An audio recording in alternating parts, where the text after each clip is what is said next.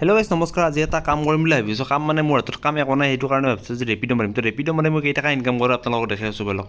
Rapid' আৰু উবেৰৰ এপছটো on কৰি দিয়াৰ লগে লগে ভাড়া দেখাব আৰম্ভ কৰি দিছে। তিনিটা ভাড়া মাৰাৰ পিছত মোৰ মুখৰ অৱস্থা নাই। ট্ৰিপবিলাক শেষ কৰি কিবা মাৰি পালোঁ। তো কেইটা মাৰিলোঁ আৰু কেইটকা পালোঁ আপোনালোকক জনাই আছোঁ।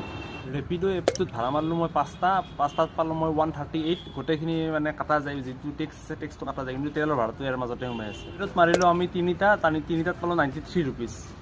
টোটেল পইচা হ'ল 231 আৰু 31 কিলোমিটাৰ মই চলাইছোঁ। তো তেলত এৰি দিয়ক আপোনালোকে 80 টকামান। তো বাকীখিনি মোৰ হাতত, কিন্তু ইমান লাভ নাই। 10:30 পৰা মাছ মই 2টা বাজিল কণ্টিনিউ ভাড়াওঁ। গোটেই দিনটো মাৰিলে কাটি কুটি আপোনালোকৰ 700মান টকা থাকিব, কিন্তু আপুনি 100 কিলোমিটাৰ চলাব লাগিব। কিন্তু 100 কিলোমিটাৰ আমি এতিয়া সদায় চলা মানুহ নহয়। 100 কিলোমিটাৰ আমাৰ কাৰণে অলপ অসুবিধা হয়। কিছুমানে মাৰি যায় 100 গোটেই দিনটো ধৰক ৰেপিডৰ ওপৰতে ডিপেণ্ডেণ্ট। তো মই এইকেইদিন ফ্ৰী আছোঁ, সেইকাৰণে ৰেপিড' মাৰিছোঁ, নহ'লে ৰেপিড' মাৰা ইমান সহজ কথা নহয়।